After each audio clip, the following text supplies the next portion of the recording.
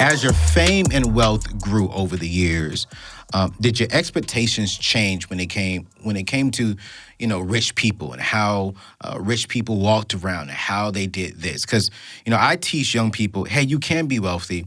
But let's make a new class of wealth. You don't have to have all the cars. You don't have to have this and that. You don't have to look like you have a lot of money. But I know in your world, in Hollywood, and something, I'm curious to see what would you tell a young person, when it comes to what the rich and famous do in your world? Well, look, I think it's time to redefine what rich is. I think it's time to redefine what success is. Yes. And it's open for new definition. Yes. Because it no longer has to do with integrity or how solid is your family, how solid are your relationships, how solid are your friendships. Are you working on today on something that you actually started building yesterday? Are you feeling where you're building something and you're feeling some traction, some lineage to your past of how you got here, which opens us up to free and more clearly see where we want to go when we have a connection to our past, Yeah. I mean, look, I'll tell you this,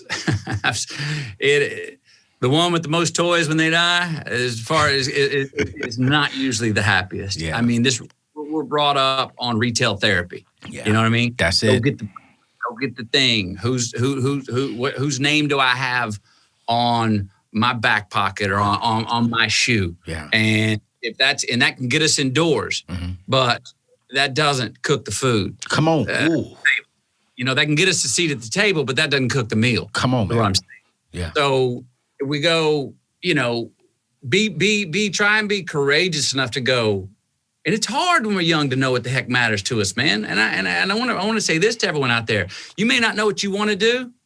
All right. Heck, I didn't know what I wanted to do till I was 25, 30. But if you don't know what you want to do, take it easy on yourself and just start eliminating the stuff that does not feed you. Stuff that's going. So if you get rid of enough stuff that doesn't feed you, give you ROI on you, more true to you, that is not feeding your soul's account and your bank account. Come on, man. Both can happen, right? You're not getting enough stuff that's feeding you, residuals on yourself, your prime investment, you. Come on. If you're not getting residuals on those, well, get rid of those people in your life. Get rid of those places in your life.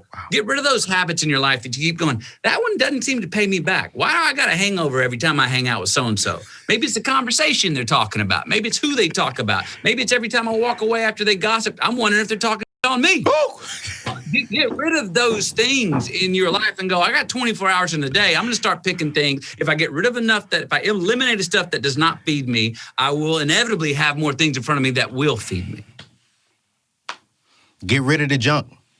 Put some healthy meat in front of you, not junk food that's going to eventually slow you down. Man. We all got two wolves, right? Come on. Good and bad wolf. Which one we going to feed? Yep. You're right. You're absolutely right. I'm always telling myself, Anthony, focus on 4 quarters, not 100 pennies. If you're only going to have 4 people around you that feed you, that deposit into you, and that will help you get you closer to your dreams and your goals, do that. Why are you dealing with 100 pennies? Why? There's no value there. And those things, those 4 quarters are the things you go, okay, more's not better, but 4 quarters, if I can grow my roots wider and deeper in those 4 quarters, rather than having 100 pennies with when they're all just little campfires, but nothing actually gets lit. Yes. Have 4 fires instead of 100 campfires. You know what I mean? Have 4 bonfires, Valhalla.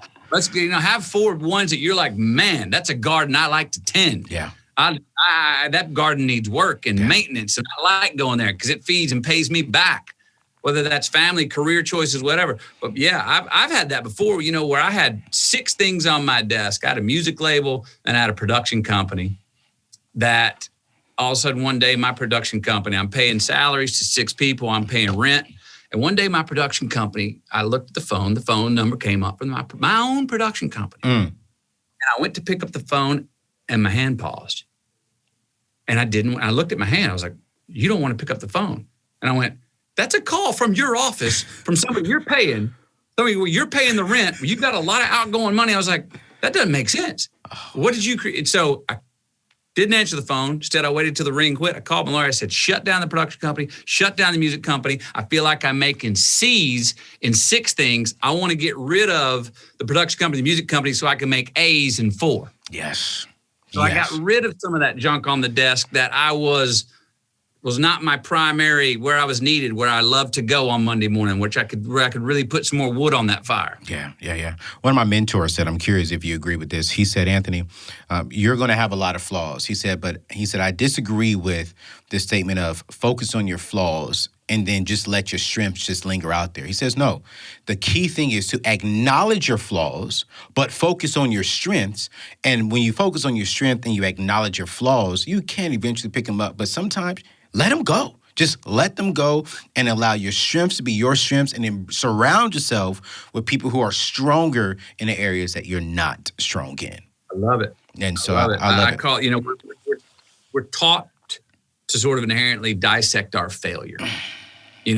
My book is basically 36 years of journals. Well, why do you go to a journal? You go to a journal when you're in hard times and you're lost and you're lonely. Yeah. You're trying to figure out why, as a kid, why you got pimples on your face and why this girl you really want to date said no and all this stuff. But then I realized that, hey, when things are going well, when we are on our frequency and we're in the groove and we're catching green lights and we're feeling like in the flow and things are happening, relationships are healthy. I'm excited about Monday. I'm excited about Saturday. Hey, I like this relationship I got going with her. Dissect that. Come on. Because you will get in a rut again. Come on. And you were able to go back and look at, what was I doing when I was rolling? And I've noticed it. I'm like, oh, you were getting more sleep. You were hanging out with different people. You weren't going to that place. You were having a different drink. Oh, well, let's change those habits back to what you were doing when you were rolling. And it doesn't answer the question, but it helps you recalibrate and get back on track. There you go.